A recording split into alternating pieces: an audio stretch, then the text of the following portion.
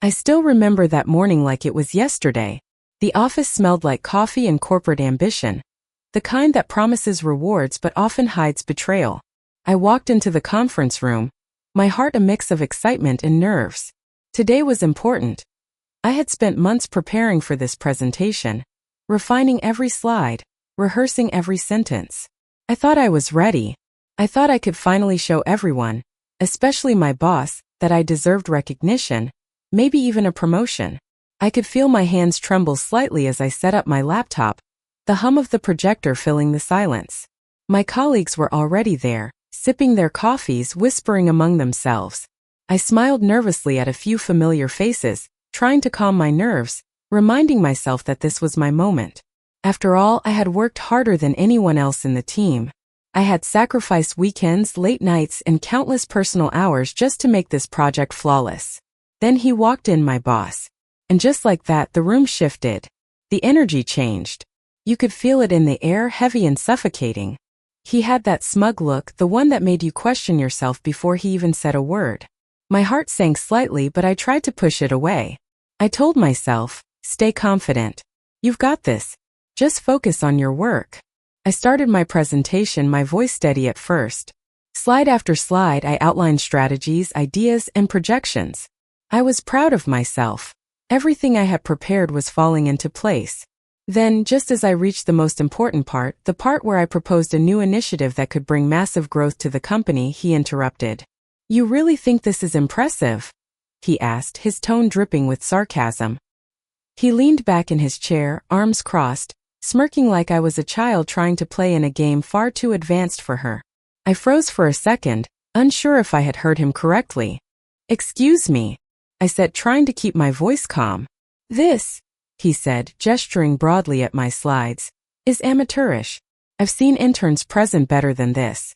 Honestly, I don't know why anyone even considers you capable of handling real responsibility.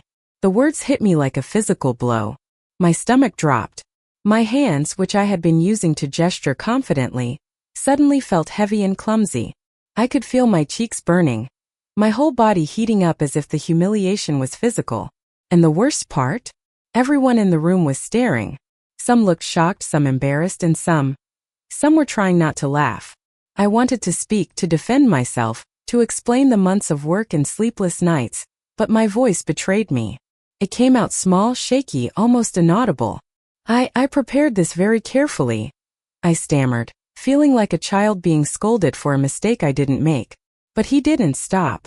Oh no, he thrived on this. Prepared? This is nothing. You think I'm going to reward this? You think anyone here is going to take you seriously? His words were sharp, deliberate, meant to cut deep. And cut deep they did. I could feel the sting of every syllable sinking into my confidence, my pride, my sense of self-worth. For a moment, I just stood there, frozen, trying to process what had just happened. I wanted the ground to swallow me whole. I wanted to disappear, vanish from everyone's sight. But I couldn't. I had to face it. And worse, I had to sit there while he continued to belittle me, making pointed remarks about my abilities, my intelligence, and my place in the company. I don't know why we even keep you on this team, he said finally, leaning back with a satisfied smirk, like he had just delivered the final blow. Honestly, it's a miracle you've lasted this long. The room was silent after that. Everyone avoided eye contact.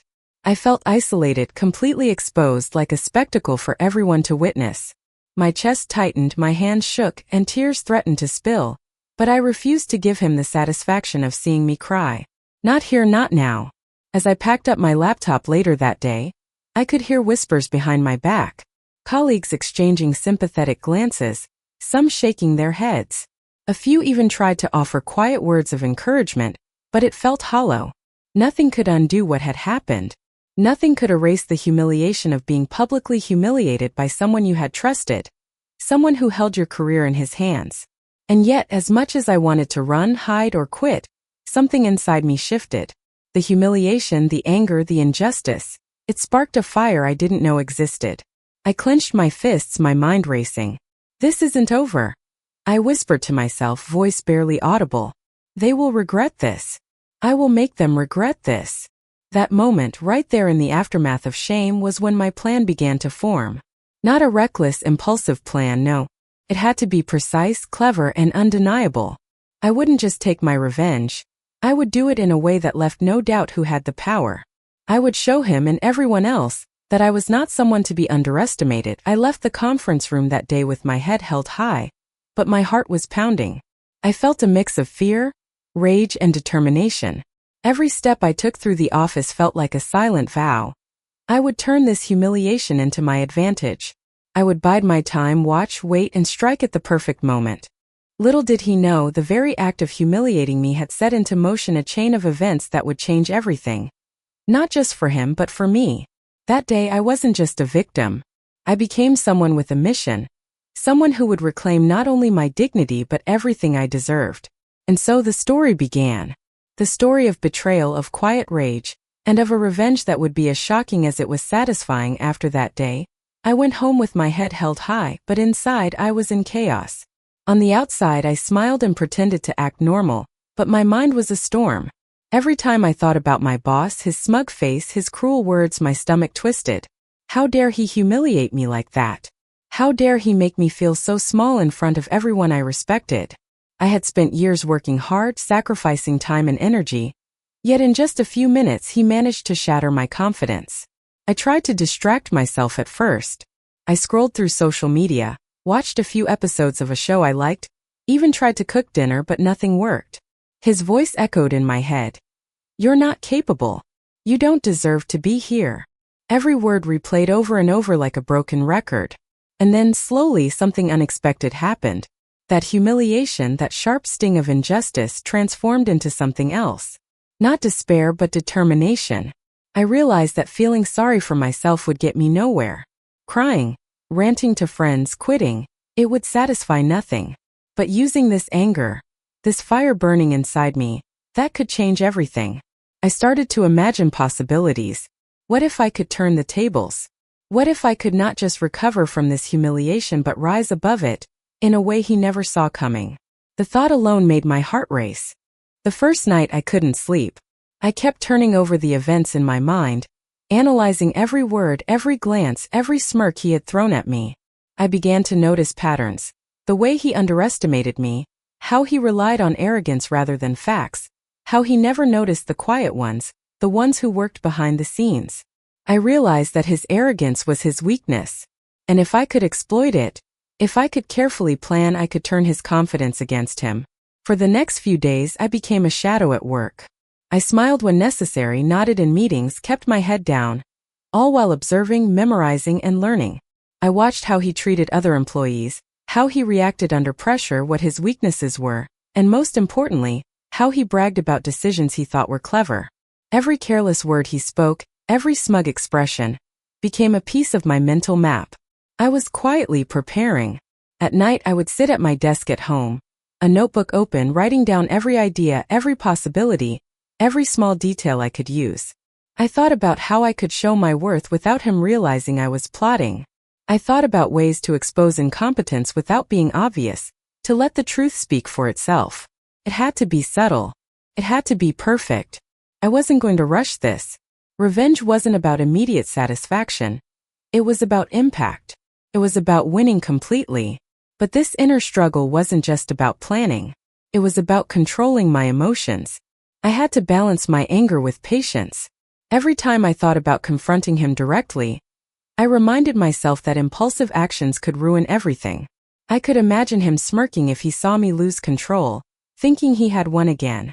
No, that wouldn't happen. I had to stay calm, stay clever, and strike at the perfect moment. I also wrestled with self-doubt. Could I really do this? Was I clever enough? Strong enough? There were moments when I felt like giving up, moments when the humiliation pressed down on me so heavily I thought I might crumble. But then I would remember his face, the way he looked at me that day in the conference room, and anger would fuel me. I promised myself silently, you will not let him win. You will make him regret underestimating you. As I strategized, I also learned to hide my feelings. I smiled when he tried to provoke me, nodded when he gave orders, laughed when he made jokes at my expense. No one could see the storm brewing beneath my calm exterior. That control became part of my power. People often underestimate quiet, patient people, and I was going to use that to my advantage. I began to plan the first steps carefully. I thought about who could help me, who might be allies, and who could be distractions. I thought about how to gather evidence of his mistakes, how to document everything in a way that would be undeniable. My mind became a battlefield where strategy and patience ruled. Every move had to be calculated, every risk weighed. There was no room for error. The inner struggle was exhausting. By day, I performed my duties flawlessly, hiding any trace of resentment. By night, I plotted and wrote, analyzed and prepared, letting my plan grow slowly like a seed beneath the soil. I knew that if I rushed, if I let my anger take over, I could ruin everything. So I embraced the tension, the waiting, the quiet plotting. Even as I focused on revenge, I learned something unexpected about myself. I discovered my own strength, my resilience, my intelligence. The very act of being underestimated, humiliated, and dismissed became the catalyst for my transformation. I realized I was stronger than I thought. I realized I had patience, cunning, and courage that he would never expect. That knowledge alone was empowering, even intoxicating.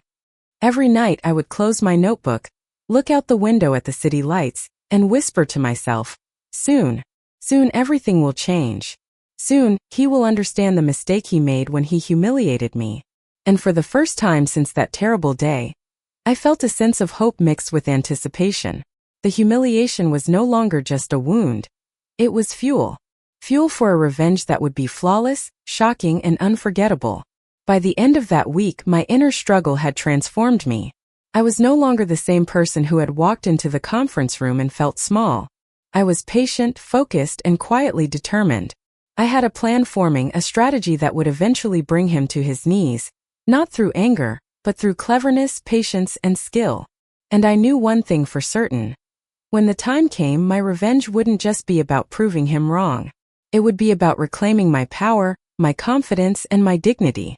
It would be about showing everyone, including him, that underestimating me had been the biggest mistake of their lives. By the time my anger settled into something quieter, something sharper, I knew one thing for sure. I couldn't act like a victim anymore. Victims react. I needed to calculate. I needed to plan. And most importantly, I needed to become invisible. The first rule of revenge I learned quickly was silence. At work, I became exactly what my boss expected me to be after humiliating me: quiet, obedient, unremarkable. I stopped pushing my ideas in meetings. I stopped correcting mistakes that weren't mine to fix. I nodded, smiled, took notes, and said very little. From the outside, it looked like I had accepted my place. From the inside, I was building something dangerous. I began by watching. Not just my boss, but everyone around him. I noticed how he spoke differently to people with power and how careless he became around those he believed were beneath him. I noticed how he never double-checked numbers, how he trusted his instincts more than data, how he loved taking credit for work he barely understood. The more I observed, the clearer it became. His confidence wasn't strength. It was arrogance. And arrogance always leaves cracks. Every evening I documented everything. Emails, meeting notes, small decisions that felt rushed, promises he made and forgot. I didn't collect information emotionally. I collected it methodically. Dates, times, context, patterns. I wasn't looking for drama. I was looking for proof. What shocked me most was how easy it was, because he never imagined someone like me would dare to challenge him. Then one night, as I sat alone at my desk at home, flipping through my notes, something clicked. A realization so sharp it made me sit up straight. My boss wasn't just careless, he was dependent. Dependent on people who made him look good. Dependent on others to do the real work. And unknowingly, he was dependent on me. That was the moment my plan truly began. I stopped avoiding responsibility. Instead, I positioned myself strategically. I volunteered for tasks that looked small but touched critical systems. I offered help that seemed harmless but gave me access to important workflows. I framed everything as support, never leadership, never ambition. I wanted him relaxed, comfortable, blind, and it worked. He began assigning me work without supervision. He forwarded emails without reading them carefully. He trusted that I would handle it, never realizing that I was now seeing the full picture. The gaps, the mistakes, the quiet risks he was creating. He began assigning me work without supervision. He forwarded emails without reading them carefully. He trusted that I would handle it, never realizing that I was now seeing the full picture. The gaps, the mistakes, the quiet risks he was creating. I didn't sabotage anything. I didn't manipulate data. That would have been reckless. I simply documented reality. Slowly, I began to refine the plan. This wasn't about embarrassing him the way he embarrassed me. That would be temporary. This was about exposing the truth in a way that couldn't be undone. The twist had to be clean, professional, irrefutable. I waited. Weeks passed. My patience grew sharper. My emotions calmer. The anger transformed into confidence. I was no longer reacting to what he did. I was leading the situation without him knowing. Then came the opportunity one had been waiting for. A major review meeting was announced.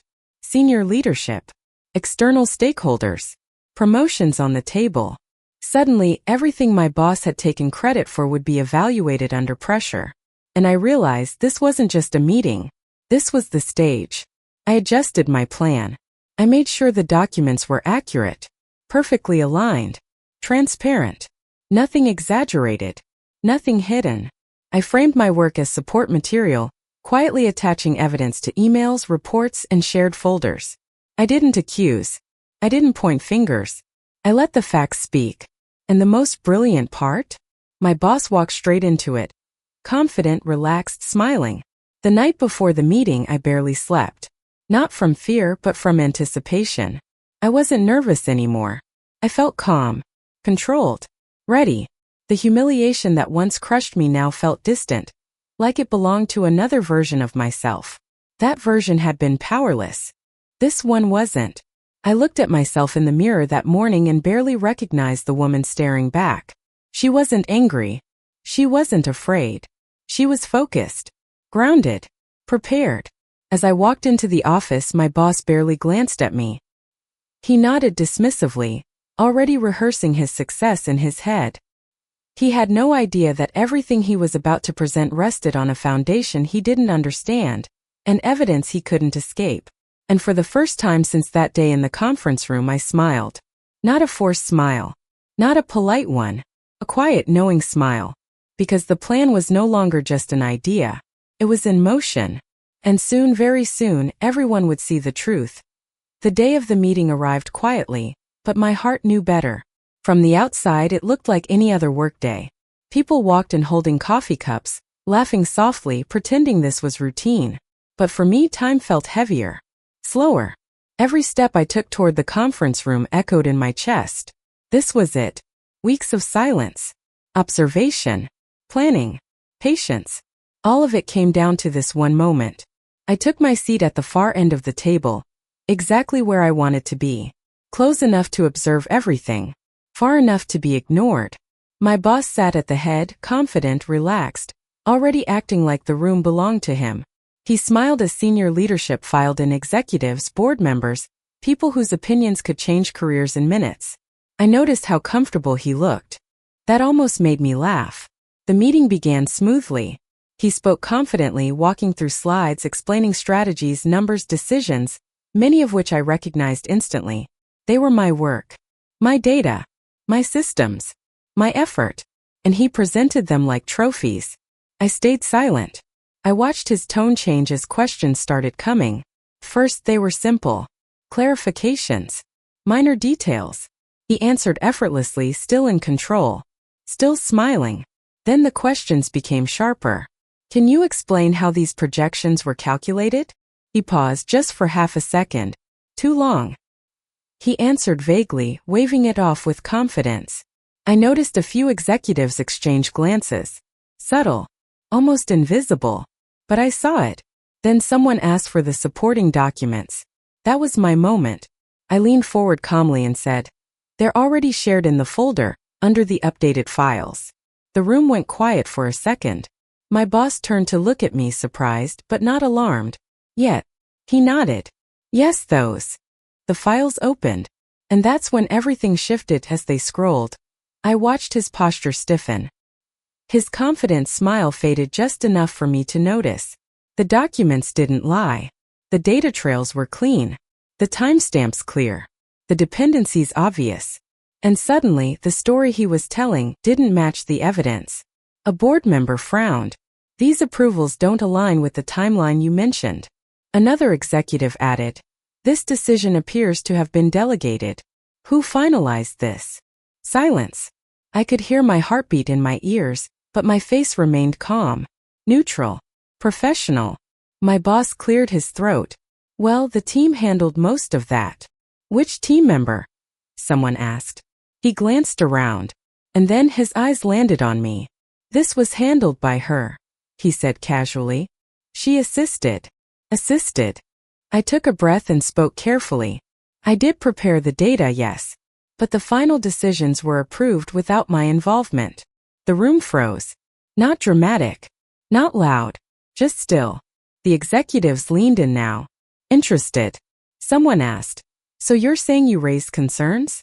Yes, I replied. Multiple times. They're documented in the email threads attached. That's when I saw it. The panic. Not loud panic. Not obvious panic. The quiet kind, the kind that creeps into the eyes when someone realizes control is slipping away. Emails were opened. Notes were read. Questions followed questions. My boss tried to recover. He laughed nervously. Redirected. Changed topics. But it was too late. The truth had momentum now. The more they asked, the clearer it became. Decisions made without review. Warnings ignored. Credit taken where it wasn't earned. Responsibility avoided when it mattered most. And I didn't push.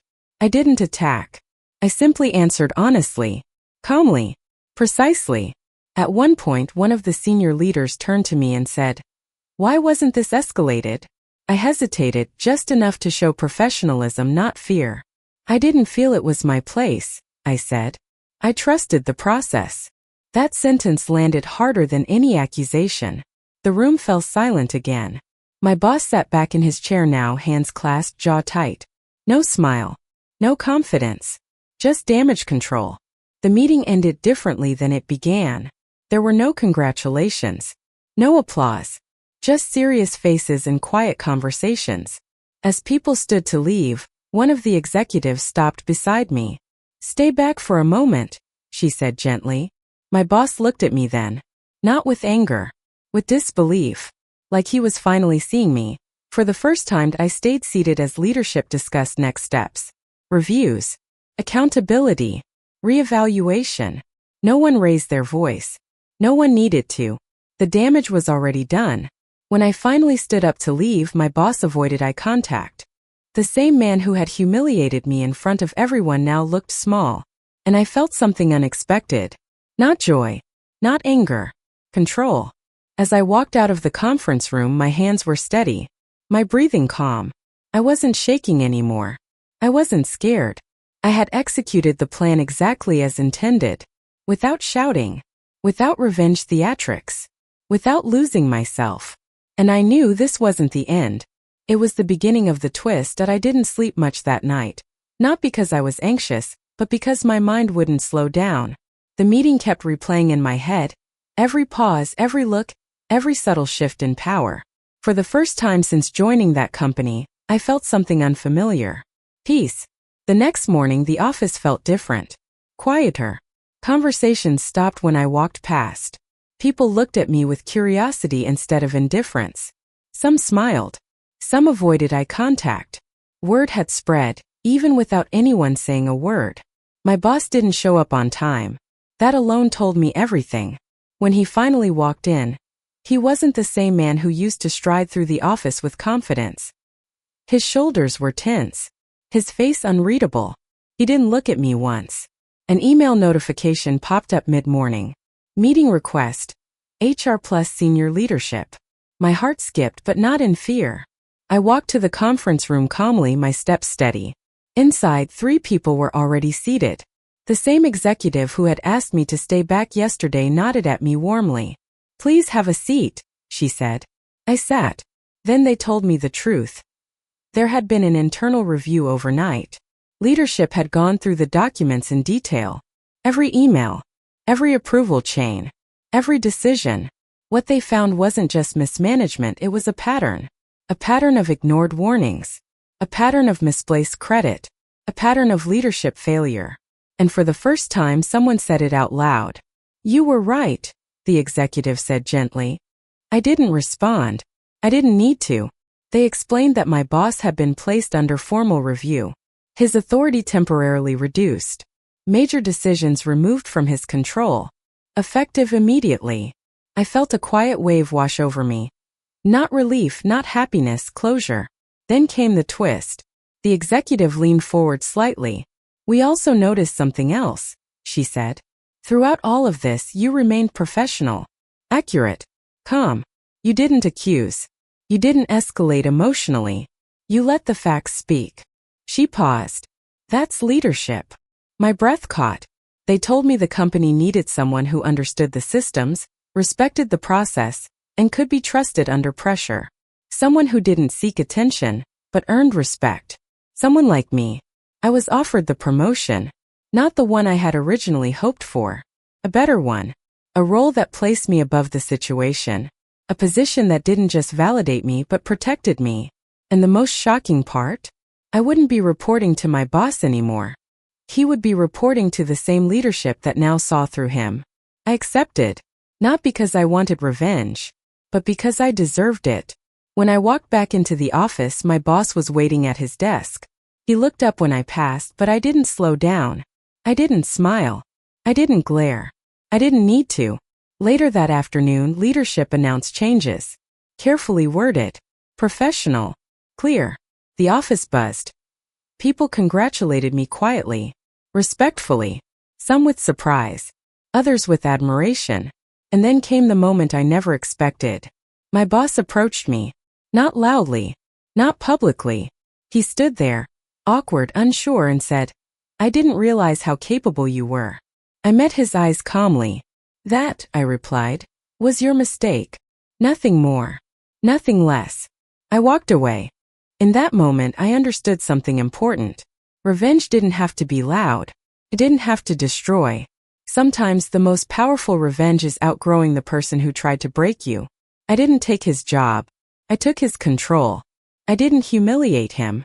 I exposed the truth. And that truth changed everything. From that day on, meetings felt different. My voice mattered. My work was respected. Decisions were discussed, not dictated.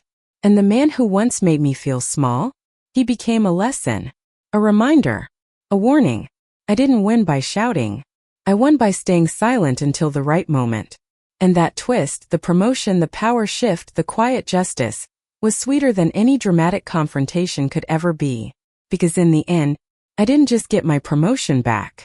I rewrote the rules. Life didn't suddenly turn into a movie after that.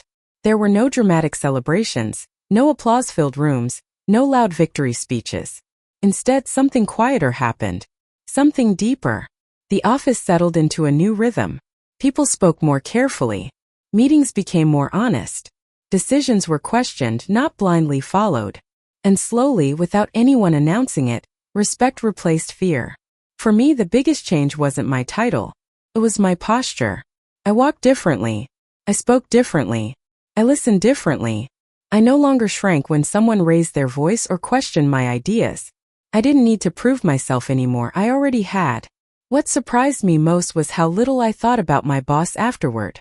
The man who once consumed my thoughts, my anger, my sleepless nights faded into the background. Not because he disappeared, but because he lost power over me. And that's when I realized something important. Revenge isn't about destruction. It's about freedom. People often imagine revenge as something loud, arguments, humiliation, public downfall.